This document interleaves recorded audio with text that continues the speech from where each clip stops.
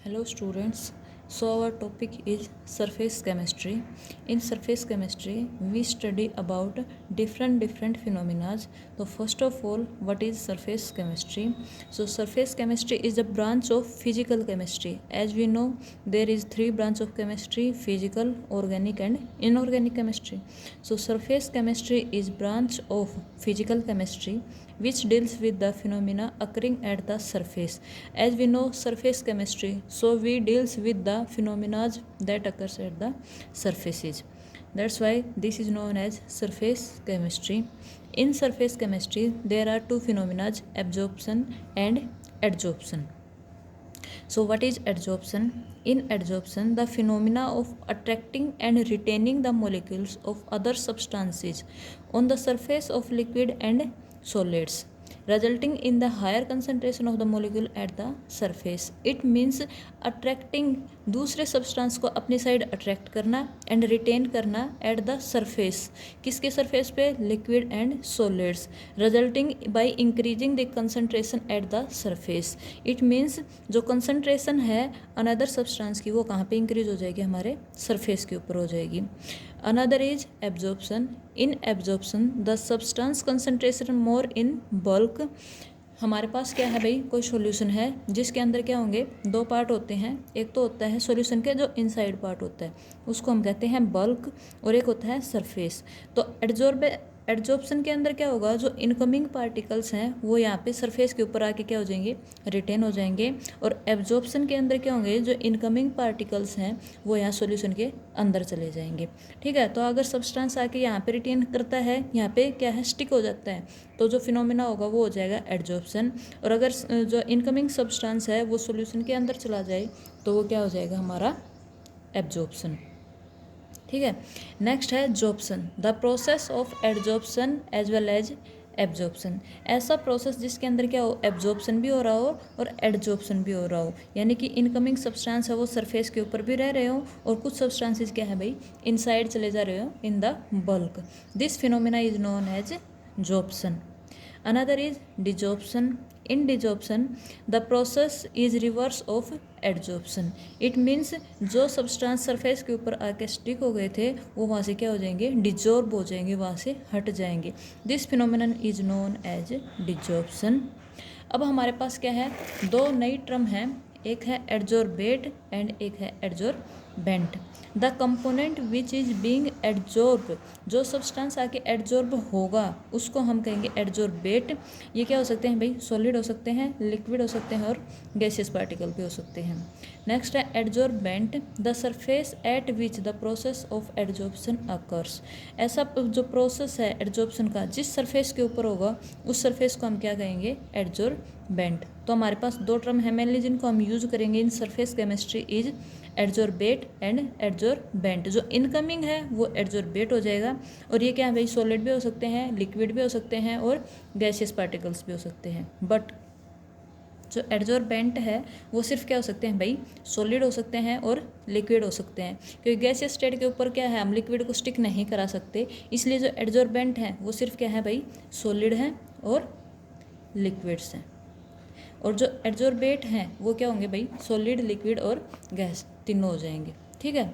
अब इसको कंबाइन समझते हैं पूरे फिनोमिना को. हमारे पास क्या है? एक सॉल्यूशन है, कोई भी कंपोनेंट है तो उसको हम क्या कहेंगे? एड्जॉर्बेंट कहेंगे. इनकमिंग जो पार्टिकल्स हैं वो क्या हो जाएंगे? हमारे एड्जॉर्बेट हो जाएंगे. और ये फिनोमिना है जो पार्टिकल्स आके यहाँ पे क्या हो रहे हैं? इसके सरफेस के ऊपर स्टिक हो रहे हैं. This phenomena is known as adsorption.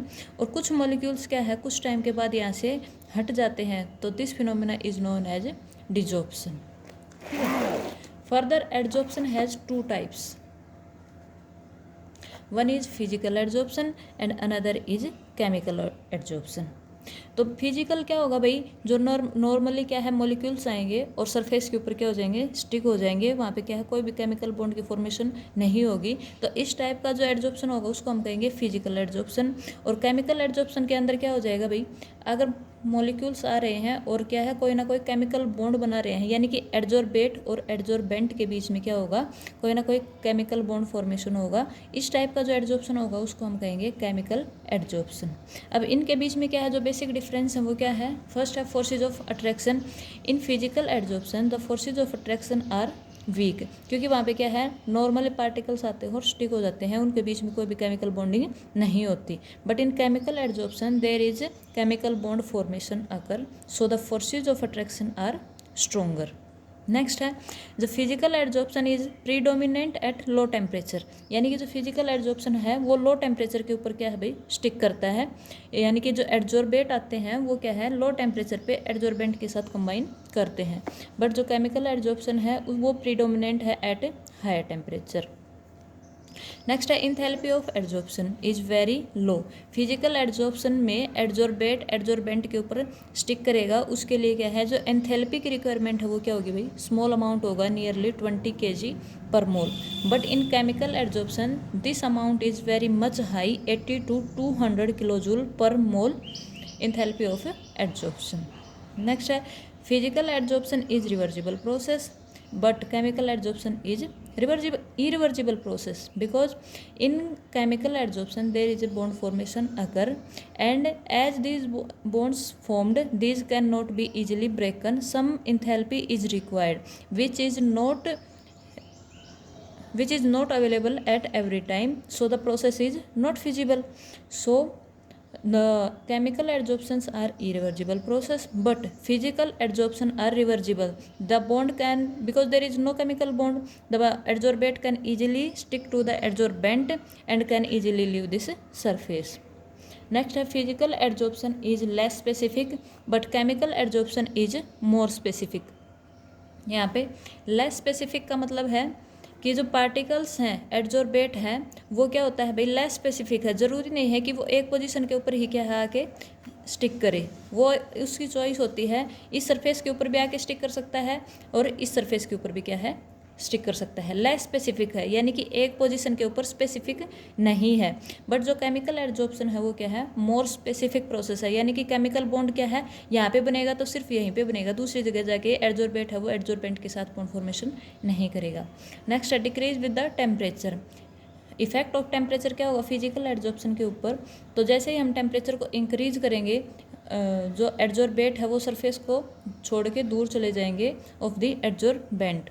तो जो फिजिकल एडजॉर्प्शन है which is decrease with increase in temperature, but in chemical adsorption is increase with temperature, because in chemical adsorption there is a bond formation, and for bond formation some enthalpy of adsorption is required, and this enthalpy of adsorption is provided by increasing the temperature. So with increase in temperature chemical adsorption is increased. Next is activation energy. What is activation energy? Activation energy is minimum energy required for the bond formation. That's why for the physical adsorption this activation energy is low, but for the chemical adsorption the activation energy is high. This is all physical adsorption and chemical adsorption.